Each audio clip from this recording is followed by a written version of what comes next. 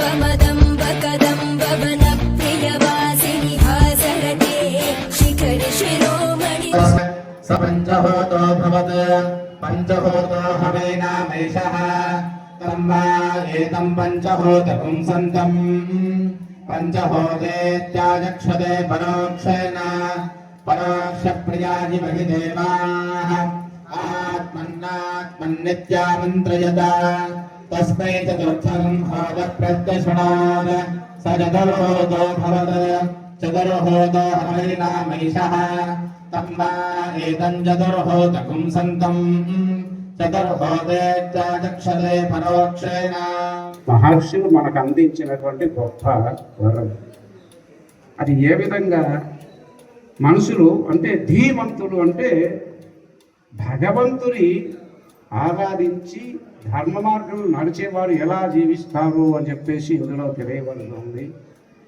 ప్రాతర్జూద ప్రసంగేన మధ్యాహ్నే స్త్రీ ప్రసంగిత సాయం చోర ప్రసంగేన కాలో గచ్చతి ధీమత. బుద్ధిమంతుడు అనేవాడు ఉదయం పూట జూదం గురించి మాట్లాడాలంట. అలాగే మధ్యాహ్న కాలంలో స్త్రీల గురించి మాట్లాడాలంట. అలా సాయంకాలం దొంగతనం గురించి మాట్లాడాలంట. ఇదేంటయ్యా ఇంద్రకంటి స్వామి, నువ్వేదో సిద్ధాంతివి, అన్ని ధర్మాశ్రమాలు చెప్తావంటే పొద్దున్నే జూదం మాట్లాడమంటావు, రాత్రి మధ్యాహ్నం ఆడవాళ్ళతో మాట్లాడమంటావు, సాయంకాలం దొంగత గురించి మాట్లాడతావంటే ఇందులో నిగూఢం ఏముంది? జూదమే ప్రధాన వృత్తి ఇతిహాసముగా కలిగినటువంటి భారతం. జూదము లేకపోతే భారతం లేదు. ఆ భారతంలో భీష్మ పర్వం 11వ పర్వం.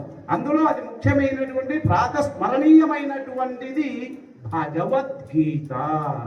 భగవద్గీత జీవాత్మకు ఉన్న వ్యత్యాసం తెలుపుతుంది, జీవాత్మకు పరమాత్మకు ఉన్న తేడా తెలుపుతుంది.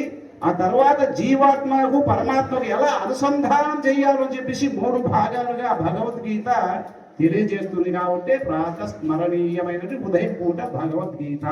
అందుకు ప్రాతర్జూద ప్రసంగేన మధ్యాహ్నే స్త్రీ ప్రసంగిత.